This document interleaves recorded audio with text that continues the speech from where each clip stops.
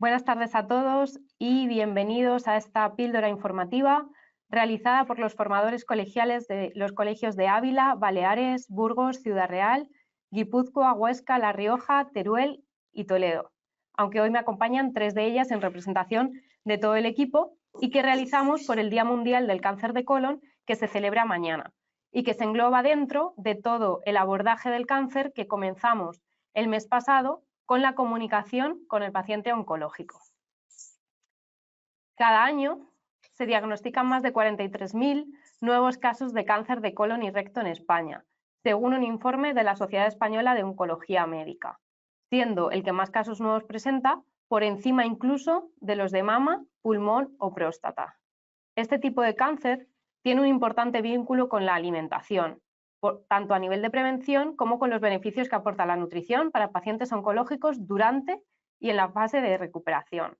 Abordar la dieta del paciente con cáncer es importante para mitigar los síntomas de la enfermedad y ayudar a sobrellevar los efectos secundarios que van apareciendo con los tratamientos, debido a que los órganos implicados comprometen la funcionalidad del aparato digestivo. Por tanto, en el cáncer de colon la nutrición tiene un abordaje fundamental, como vamos a ir viendo a lo largo de esta píldora.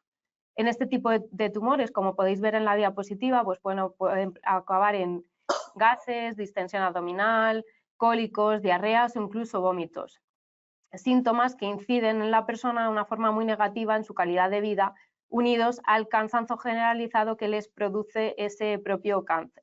Por ello, hemos realizado un material enfocado a todos estos pacientes con cáncer de colon y las recomendaciones específicas cuando presenten estos síntomas. Para trabajar en este abordaje se ha preparado todo este material que habéis recibido por vuestros formadores colegiales y que para explicarlo un poquito ya doy la palabra a Raquel, la formadora colegial del Colegio de Burgos.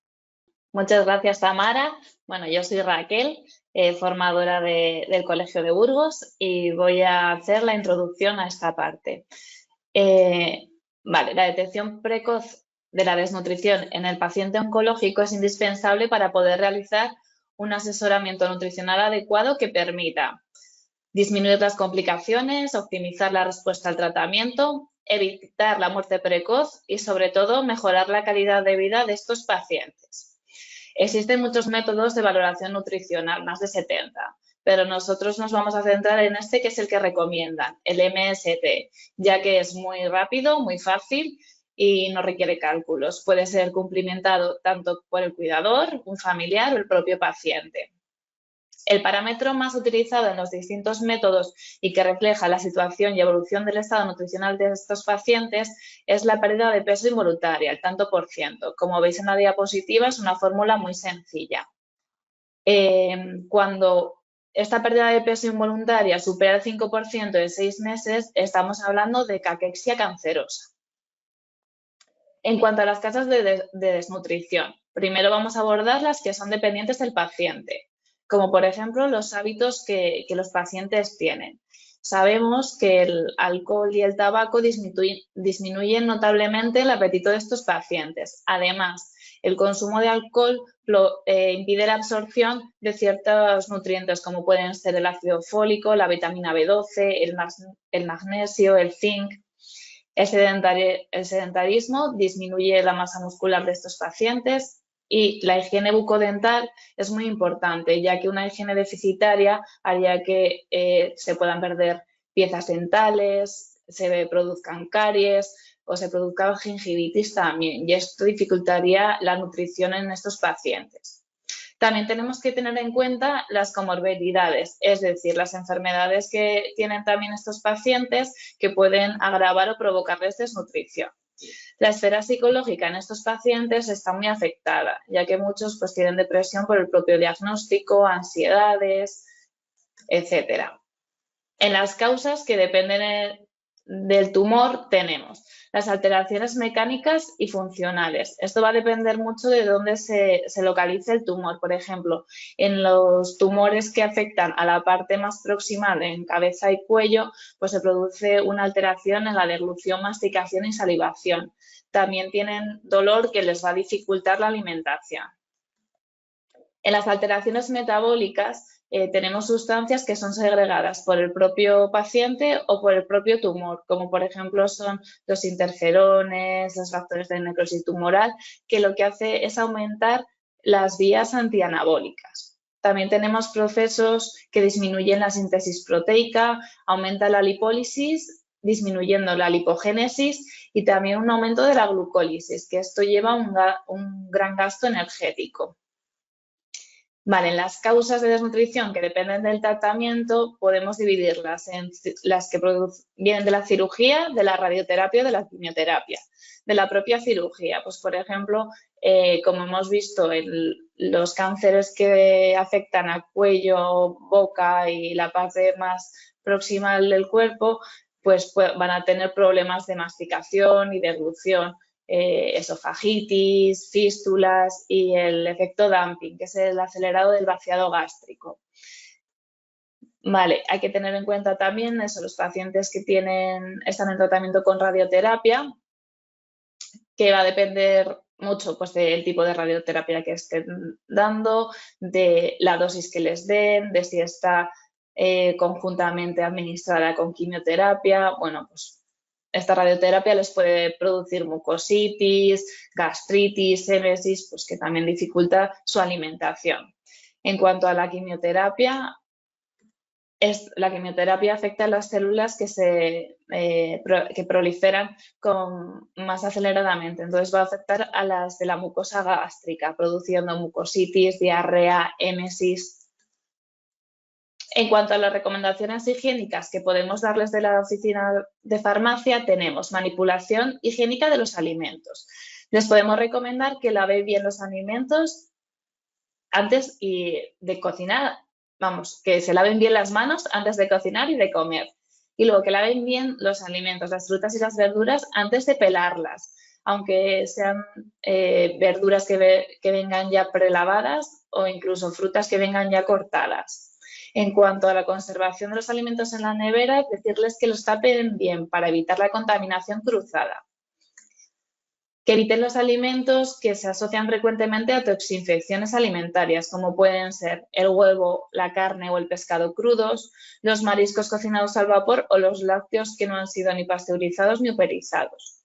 Como hemos visto anteriormente, la higiene oral es muy importante en estos pacientes, así que les podemos recomendar que utilicen un cepillo de cerdas suave y que se enjuaguen la boca antes y después de la comida con infusión de tomillo, que tiene propiedades antiinflamatorias.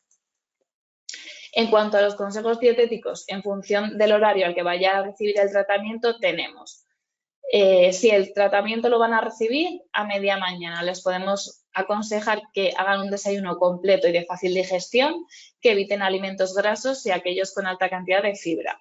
Si el tratamiento lo van a realizar por la tarde, que hagan una comida completa pero con poca grasa. Si el tratamiento va a ser prolongado, les podemos aconsejar que lleven algún tentempié como tostadas, quesitos, cereales o zumos. Podemos dar unas recomendaciones en forma de tips que sean fáciles de entender y útiles para nuestros pacientes. En esta diapositiva vemos un ejemplo de información que podríamos dar desde la oficina de farmacia. El primer consejo podría ser que fraccionen la dieta en 4 o 5 comidas para así aumentar la cantidad de alimento que se ingiere sin sentirse lleno. Que beban de 6 a 8 vasos de líquido al día, que tomen de 2 a 3 piezas de fruta al día. Para facilitar las digestiones, que cocinen con poca grasa, pues al vapor, hervidos, al horno, que limiten el consumo de grasas de origen animal, que elijan pescado preferentemente, carnes blancas, lácteos desnatados, asegurar pescado azul 2 o 3 veces a la semana, siempre que lo toleren bien, que coman legumbre 2 o 3 veces a la semana. Podemos recomendarle que la trituren si no tienen buena digestión con ellas. Que consuman alimentos frescos según la temporada para aprovechar todas sus propiedades. Si algún alimento no les sienta bien, lo pueden sustituir por otro del mismo grupo que les pueda sentar mejor. Por ejemplo, si la leche no les sienta bien, les podemos recomendar que intenten sustituirla por yogur o leche sin lactosa. Y que sigan las recomendaciones higiénicas que hemos mencionado antes. Bueno, ahora vamos con los casos prácticos. Os dejo con el primer caso, que lo va a hacer mi compañera María José. Hola a todos, yo soy María José del Colegio de Ávila, foco del Colegio de Ávila, y voy a desarrollar el primer caso del servicio de indicación farmacéutica a un paciente en riesgo de desnutrición. En nuestro caso se trata de Felipe, de 65 años, que acude a la farmacia solicitando algo para el cansancio, que lleva sintiendo desde hace algunos días. Hablando con él, nos recuerda que está en tratamiento actual con Isoborin tras el diagnóstico de cáncer de colon, que combina con un tratamiento que le administran en el hospital y lo lleva tomando unos 2 meses. Además, conocemos su diagnóstico de hipertrigliceridemia hace unos años, motivo por el que toma Secalid, además de omeprazol 20 para úlcera péptica. ¿A qué se puede deber este cansancio? ¿Cómo abordaríamos el caso? Pues dado que el paciente nos ha presentado un problema de salud, en este caso el cansancio, y nos solicita algo para ello, iniciaríamos así nuestro servicio de indicación farmacéutica. Accederíamos a Nodo Pharma y pincharíamos en indicación farmacéutica. Dentro del registro del servicio daríamos a nueva indicación farmacéutica. Y empezaríamos identificando a nuestro paciente, ya que lo hemos dado de alta en otro momento anterior en la plataforma. Al pinchar ahí, nos sale esta pantalla para identificar a Felipe, que podríamos buscar sus datos introduciendo su nombre o también podríamos hacer una lectura de su tarjeta Mi Farmacia Asistencial. Tras identificarlo, la plataforma nos carga los datos que previamente nosotros hemos registrado para este paciente. Aquí tenemos la regla mnemotécnica PAS-ITAMAE, que nos recuerda la información que es importante recopilar para un adecuado servicio de indicación farmacéutica. La parte de PA hace referencia a los datos del paciente, nombre, edad, y la parte de MAE hace referencia a sus medicamentos activos, alergias o enfermedades concomitantes. En nuestro caso, aquí vemos que la plataforma nos ha cargado los problemas de salud y los tratamientos que hemos comentado en la presentación del caso. En el apartado de abajo de la plataforma introduciríamos la razón de consulta, que es el problema de salud que nos presenta nuestro paciente. En este caso sería el cansancio. Lo cargaríamos aquí y pondríamos la duración del síntoma menor. Según Felipe lo presenta desde hace algunos días, por lo tanto pues pondríamos 5 días. La parte cita de la palabra PAS-ITAMAE nos hace referencia a los datos sobre el síntoma menor que debemos recopilar. El síntoma, el tiempo que lleva notando este síntoma y si ha tomado algo ya para tratar este síntoma, que lo introduciríamos en esta parte de la pantalla.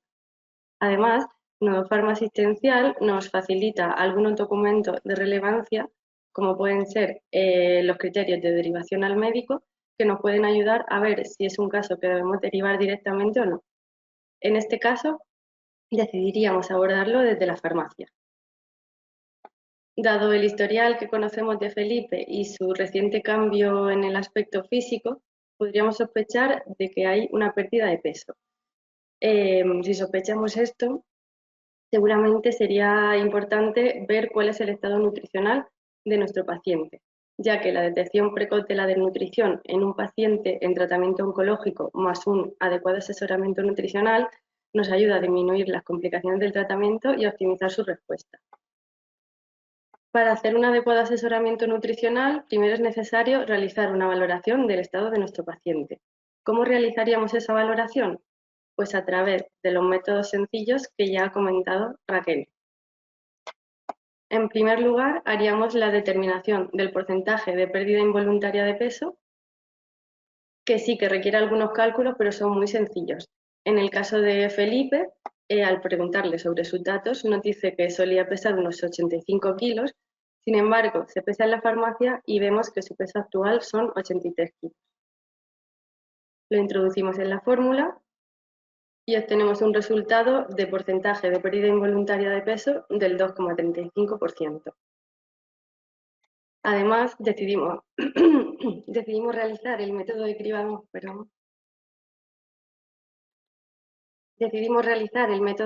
nutricional, que no requiere cálculos y lo puede realizar el propio paciente o su cuidador. Se trataría del cuestionario que vemos en la pantalla y que a través de 2 cuestiones sencillas que preguntamos a Felipe nos dice que, bueno, hemos visto que ha perdido 2 kilos y además siente disminución del apetito. Por lo tanto, esto nos determinaría un porcentaje, un resultado de 2 puntos en el MST. Perdona, es que estoy un poco resfriada. 2 puntos. En cuanto a los resultados que hemos obtenido, podríamos determinar que nuestro paciente se encuentra en riesgo de desnutrición.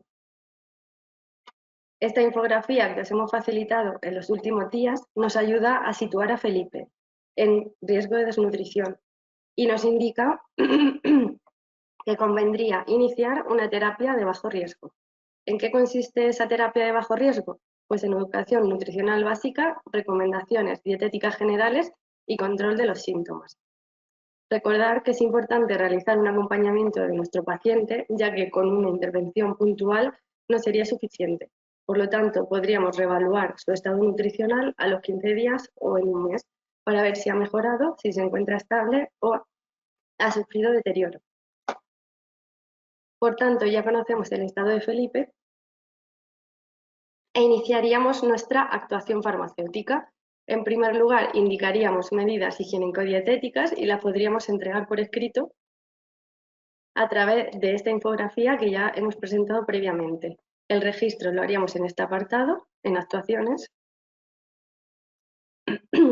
Y como en nuestro caso Felipe presenta cáncer colorectal, podríamos entregar infografía específica para este tipo de pacientes, como esta que vemos en la pantalla. En esta infografía vemos alimentos recomendados, que pueden ser proteína, fibra soluble, aceite de oliva, fuente de omega 3 y agua, alimentos a limitar, que podrían ser los alimentos ultraprocesados, azúcar, alcohol, café, darle algunas recomendaciones generales y además podríamos indicarle recomendaciones en situaciones especiales, como puede ser diarrea o estreñimiento, que son problemas que presentan este tipo de pacientes. En el caso de Felipe nos ha dicho que presenta falta de apetito a través del MST. Podríamos indicarle que sería conveniente comer alimentos ricos en proteínas y calorías, hacer comidas pequeñas y frecuentes y que enriqueciera sus platos con queso, frutos secos molidos, semillas o aceite de oliva. Además, podríamos indicar un tratamiento no farmacológico, ya que nos ha dicho que quiere algo para el cansancio. Lo registraríamos de esta forma en la plataforma y podríamos indicar un complejo vitamínico que ayude a Felipe a reponerse, en lo que consigue instaurar los cambios en sus hábitos nutricionales.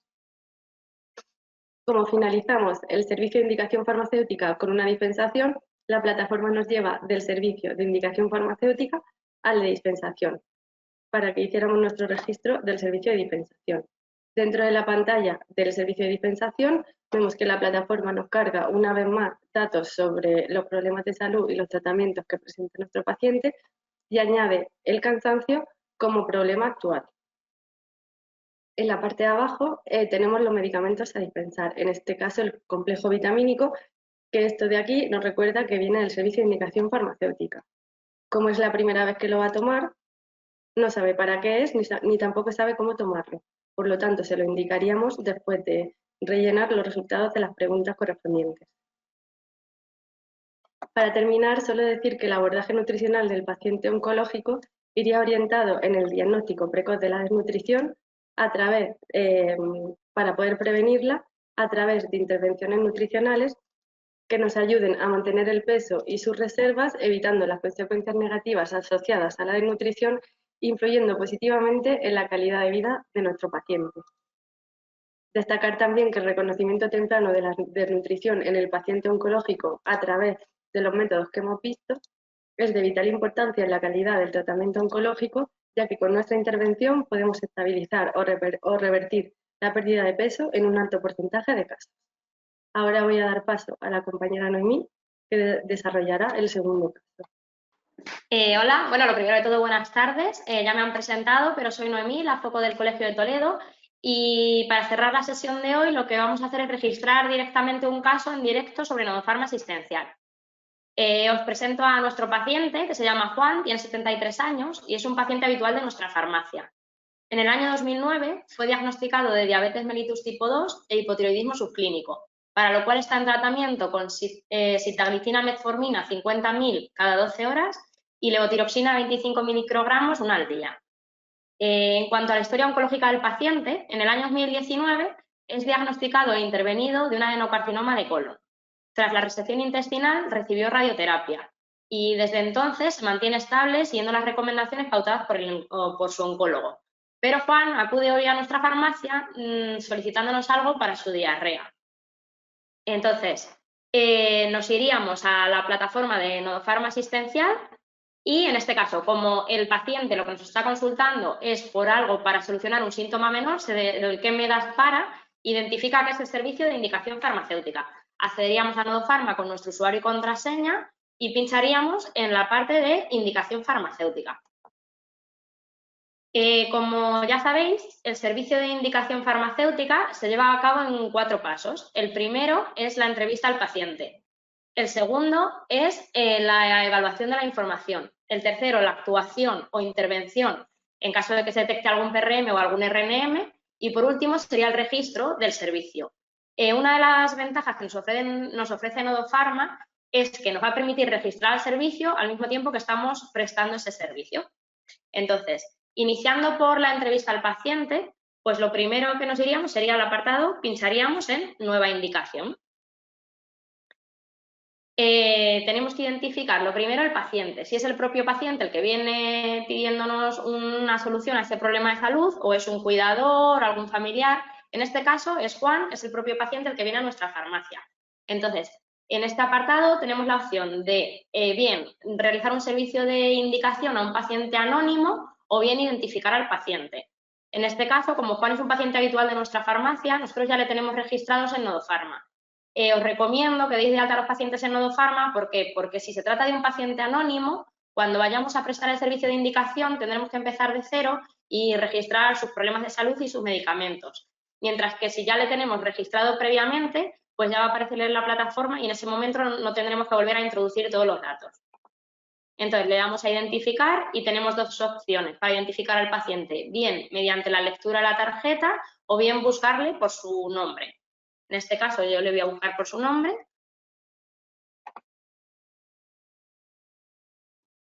Y una vez que estemos dentro de la ficha del paciente tenemos que tener en cuenta la información que tenemos que recoger en la entrevista, que es por un lado quién es el paciente, que es Juan, el síntoma por el que nos pregunta, que es la diarrea, le preguntamos en esa entrevista, nos dice que es el primer día que está con diarrea y que no está en tratamiento con nada, ¿no? Y además, para responder a esas preguntas del Pasitamae, la aplicación, la plataforma, ya nos da los medicamentos, los problemas de salud y las alergias que tiene el paciente porque ya las tenía registradas. Entonces vemos que solamente me van a aparecer los problemas de salud que en ese momento el paciente tenga activos, igual que la medicación. Vemos que aparece el diabetes mellitus, hipotiroidismo y luego síndrome del intestino corto y como tratamientos activos eutirox y sitagliptina metformina. Nos iríamos ahora a la parte de la razón de la consulta y en este campo introduciríamos diarrea. Seleccionamos diarrea y abrimos el desplegable. En el desplegable tenemos que contestar con la información que hemos recogido en la entrevista, que nos ha dicho que es de un día de duración y que actualmente no está en tratamiento con nada. Otra de las ventajas de Nodofarma es que en este campo, una vez que hemos introducido la patología, nos aparecen debajo unos protocolos de actuación. El primero de ellos, que lo voy a abrir, es los criterios de derivación al médico. Entonces, para evaluar la información, pues abriríamos la ficha y vemos que en este caso nuestro paciente no es menor de 3 ni mayor de 75, no presenta síntomas ni signos de deshidratación, no presenta fiebre mayor de 38 grados, no comenta presencia de sangre en heces, no tiene malestar general ni dolor abdominal persistente ni vómitos y la duración es inferior a 4 semanas y desde que inició el cuadro en tratamiento no han pasado más de 3 o 4 días. Entonces, decidiríamos pues, que este paciente no sería necesario derivarlo al médico. Otro de los protocolos que nos aparece, que en este caso ha sido subido por la propia farmacia, en este campo podéis subir vosotros lo que queráis respecto a esa patología o síntoma menor, es una infografía que podemos utilizar para darle al paciente en qué consisten los síntomas de la diarrea, los criterios de derivación, posibles tratamientos y unas medidas higiénico-dietéticas, ¿vale? Una vez visto esto y evaluada la información, pues nos iríamos al tercer paso, que es la actuación del farmacéutico. En este caso, la actuación del farmacéutico va a ser indicar un tratamiento farmacológico que no precise de prescripción, ¿vale? Con información. Entonces, pincharíamos en este campo y vemos que otra de las cosas que hace la plataforma es que una vez que seleccionamos el problema de salud, nos muestra posibles tratamientos para ese problema de salud menor. Entonces, con la información de la que disponemos, sabemos que Juan es un paciente que padece síndrome del intestino corto debido a esa resección intestinal que sufrió en el año 2019. Los antidiarreicos, como por ejemplo la loperamida, lo que hacen es que disminuyen el peristaltismo, inhiben y disminuyen el tránsito intestinal, lo que va a favorecer la reabsorción de líquidos y de nutrientes por parte de estos pacientes y favoreciendo así impidiendo así una deshidratación.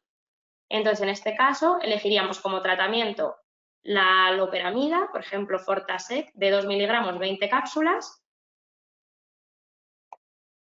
Y además le vamos a ofrecer a Juan información tanto oral como escrita sobre las posibles recomendaciones higiénico-dietéticas que puede llevar a cabo para mejorar ese problema de salud. Entonces, seleccionaríamos indicar medidas higiénico-dietéticas. Una vez hecho esto, pues le daríamos a finalizar. Y pasaríamos así ahora del servicio de indicación al servicio de dispensación del medicamento que no requiere prescripción.